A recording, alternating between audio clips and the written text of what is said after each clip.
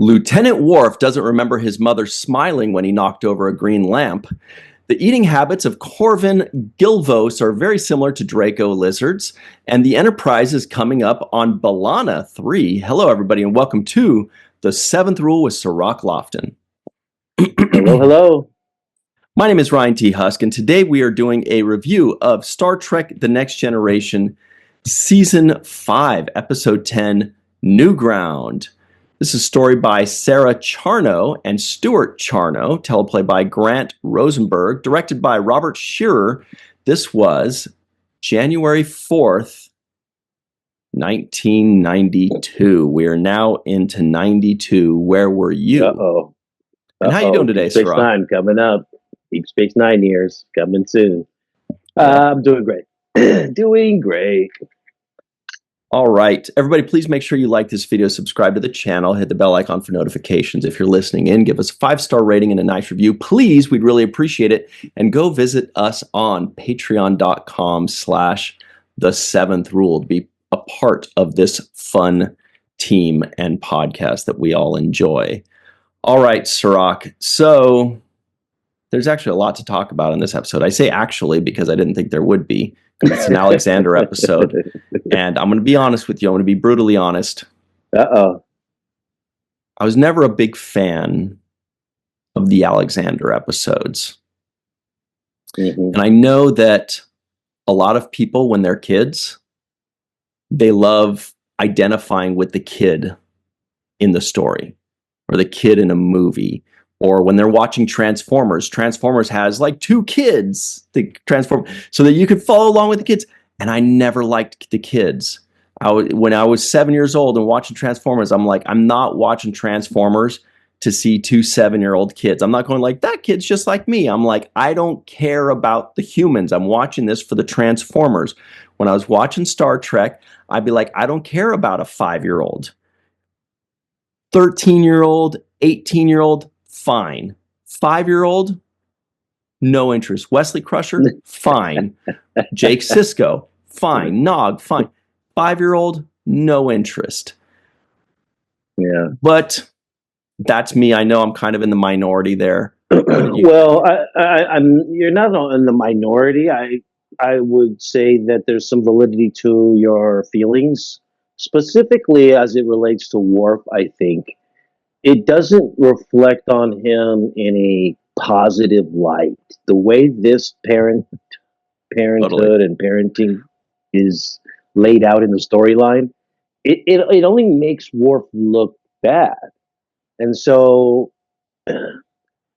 I feel like they did his character a disservice by him kind of being the father who likes to abandon, quote unquote, his kid. And if it was done in a different way, where, for example, the custody of his child was taken away by the courts or something, and he really didn't have a say in the matter, or the child that himself wanted to be with his grandparents and didn't like being on a space station and or spaceship, and so if that was the reasoning behind it, it would favor Worf because then it gives him an out.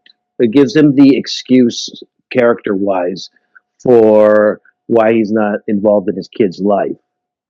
And so I think they did him a disservice by having it be on him being somebody who's like, get this kid out of my face. I don't want nothing to do with him. Yeah. And so that's one separate issue. That's just the let's put this kid storyline on the Worf character.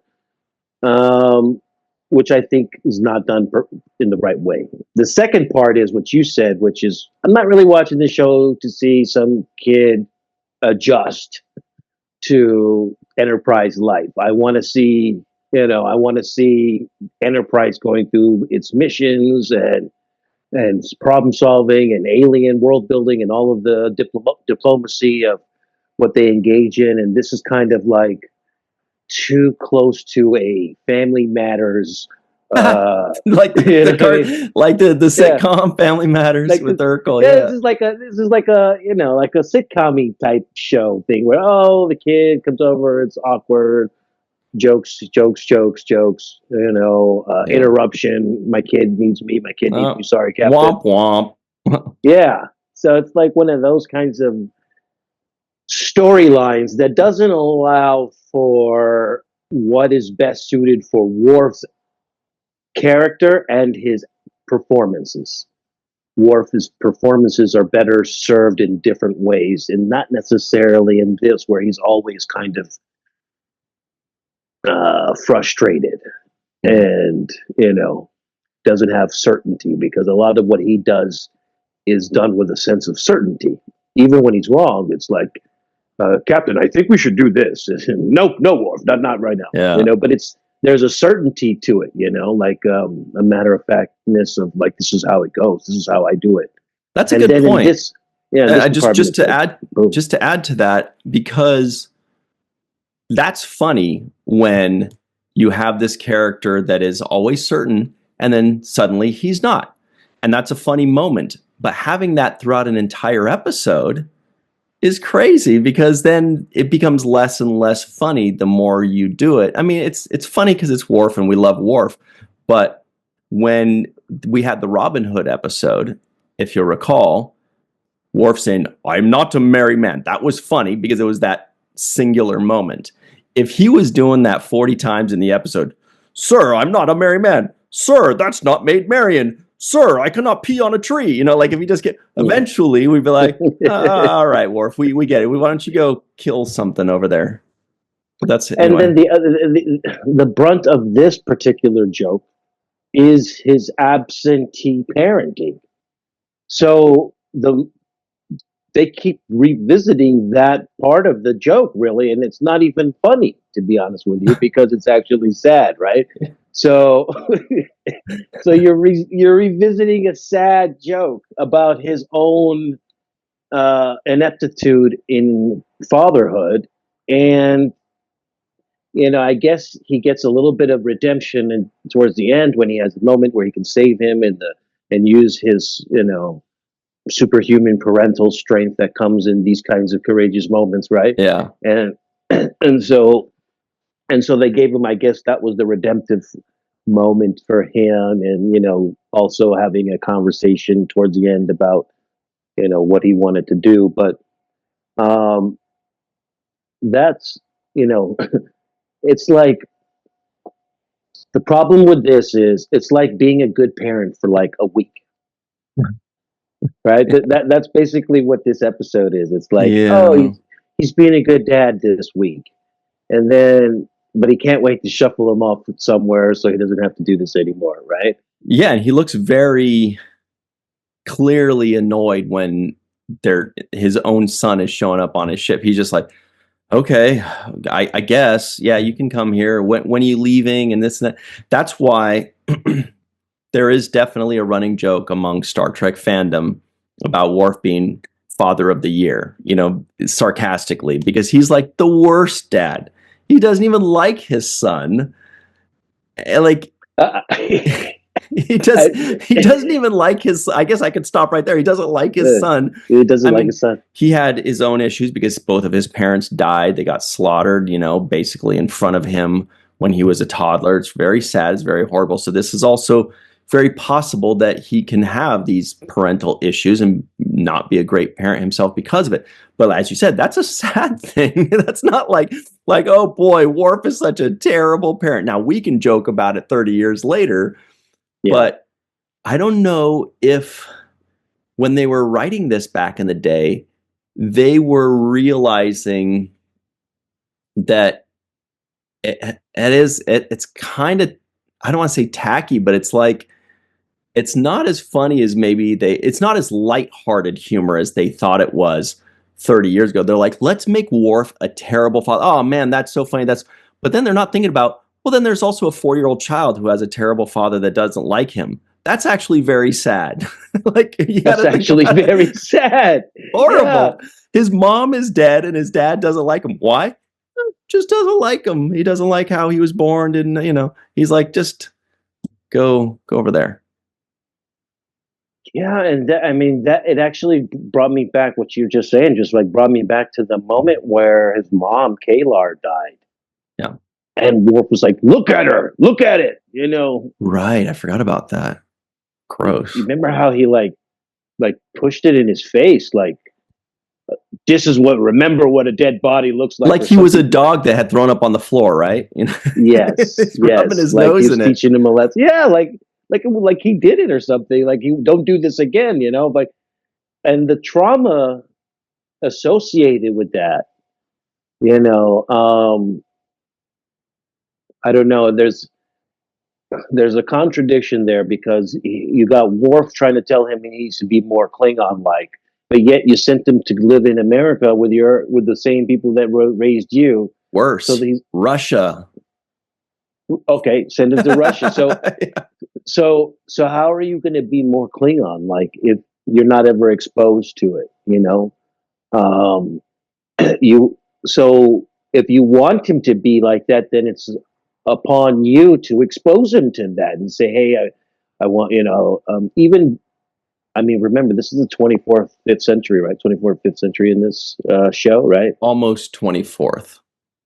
Right. So we can communicate with phones today, FaceTiming, Zooming. There's just right now, we're able to communicate and visually look at each other and spend time with each other and have conversations. Yeah. So even if you're not physically there in the future, you have the ability to be there in multiple different ways. Probably hologram projecting yourself I if was you thinking the really want same to. thing. He could literally tuck him into bed every night if he wanted to. Yes. And so he's not even taking those steps. We don't see Worf's, at his quarters sometimes with his son saying, "Did you read Yeah. the Klingon book I sent you? I want you to sing me some Klingon opera," or whatever, Yeah. whatever, just to maintain the fact that Worf is try to be a good father a little bit, without when we don't see He's trying to be present. Alexander there. Yeah. Yeah, but we don't see that. Mm-mm. We That's a see good when he point. shows up, he's like, "What are you doing here?" Yeah. It's like, how long you gonna be here for? Yeah. Yeah, and then can I send you to boarding school or whatever, a Klingon boarding school, basically. That would be so Uh, sad for that kid, throwing him off he, to a Klingon boarding school where he's like, I just grew up with like first my mom, then I went over to Siberia. Now I'm being going to get beat up by a bunch of Klingon kids because I got softened up in Novgorod, which everybody knows is I, not actually in Siberia. yeah, but that was very good pronunciation. Uh, but yeah, Maybe. I feel bad. I know, right? I Who couldn't I couldn't correct it, but knows? I feel bad for this kid, man, because he was packing his bags up, like, get out of here. I want to send you the. Can you imagine? I mean, a boarding school by itself has a reputation of being a difficult place, but can you imagine a Klingon boarding school? That sounds terrible. That sounds terrible, man. Yeah, that doesn't sound like it's going to be a pleasant experience. So, Hmm. so I'm with you about number one. When I saw it was Alexander episode, I'm like, oh well, um, you know, I expected my expectations went down for how good I thought the episode was going to be. I was like, okay, this is the kid actor guest starring, and there's this is going to be that. Right. And it's difficult for children actors too, because they're usually typecast into one of two categories. The child is either a pestilent, annoying brat, spoiled brat type kid, who never listens or Right. whatnot, or they are the boy genius, problem solver who knows everything, right? The Doogie Howser. And it's like there's not the kind of blend of, sometimes this guy's really good and sometimes he makes big mistakes, like a child does, like a kid does. It's like one day you're proud of them because they got an A on their test, and then one day you're mad at them because they're getting suspended from school for a fight, right? It is Or they're like, knocking over a green lamp at grandma's house. or yeah, exactly, exactly. So, or they didn't pick up their little sister from school, on time. So there's all kinds of uh, personality variations and shades when it comes to being a kid, yet they're normally written in a very specific way. I thought the kid did a pretty good job, but there was moments when I thought he was annoying, and I thought, Worf, would you give him a good old fashioned Klingon belt whooping? I thought he was going to take his belt off and say, "That's enough of His that, sash, son." pull off his Sash. metal sash Yeah. and bust He him. says, "You know what? I'm gonna start Don't make me unflicking his take this sash." off, kid. So, what I thought when it first came on back in the day, and again this time because I didn't remember it too well, was immediately thinking, "Oh, I hope this is the B plot." And I was actually really surprised that it was not the B plot because I don't feel like this needed to be an entire episode. I feel like it could have maybe been better and funnier if it was a B plot and they wouldn't have had to like try to stretch it into a full episode. You'd have to change up the soliton wave stuff to make it an A plot and make it big. Mm-hmm. But then, then the description is the soliton wave, blah, blah, blah, could blow up, whatever. Meanwhile, Worf is visited by his son, and Worf needs to decide what to do with that or something like that. Then it's quick, it's easy, it's a few jokes, it's a little cute. And, I don't know. I just feel like they should have reversed the polarity on that one, but maybe I'm wrong there. I'm going to have to agree with that as well. And, I want to highlight one thing that stands out for me, and that is the writers are Grant Rosenberg, and Sarah and Stuart Charno, right? So they're not the staff writers. They're not the Exactly. guys there that are there all the time. I don't even right? recognize their names. I don't know. I wanted to look into them too and say, have we ever even seen these people before? Right. And so perhaps they're freelance writers that submitted a script, and their script got chosen because we know that Michael Piller had a history of doing that. And so that's my guess that they took an element of something they saw in the first or third season of the show. They were familiar with the show, so they know that Worf has a kid, and they probably submitted an episode regarding that storyline.